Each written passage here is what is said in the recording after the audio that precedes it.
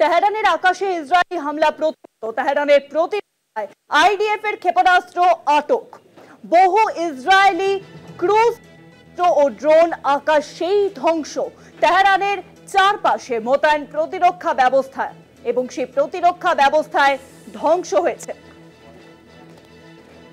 আর বিষয়ে আরো জানাবেন নিউজরুমে এখন সঙ্গে রয়েছেন আমাদের প্রতিনিধি নিমাই পান্ডা। নিমাইদা, দেখো, তেহরানের আকাশে যে ইসরায়েলি হামলা চলছে এবং সেই আকাশে এই হামলা সেটা কিন্তু তেহরান প্রতিহত করছে এবং ইসরায়েলের পক্ষ থেকে 50টি যুদ্ধ বিমান এবং তার পাশাপাশি ড্রোন সেগুলোকে এই তেহরানের যে এয়ার ডিফেন্স সিস্টেম তা প্রতিহত করেছে। এবং শুধু তাই নয়, একটি F-35 যে যুদ্ধ বিমান, যা সবথেকে উন্নত বলে দাবি করা হয় ইসরায়েলের পক্ষ থেকে, এবং আমেরিকার দেওয়া একটি F-35 সেই বিমানকে ভূপাতিত করেছে তেহরান। এবং শুধু তাই নয়, তেহরানের পক্ষ থেকে কিন্তু একেবারেই ইসরায়েলের যে হানা কীভাবে প্রতিহত করা যেতে পারে তার দৃষ্টান্ত স্থাপন করা হচ্ছে। এবং গত রাতে অর্থাৎ 6ষ্ঠ দিনে এই যে ইসরায়েল ইরানের মধ্যে এই সংঘর্ষ, তাতে দেখা যাচ্ছে যে ইরান যেমন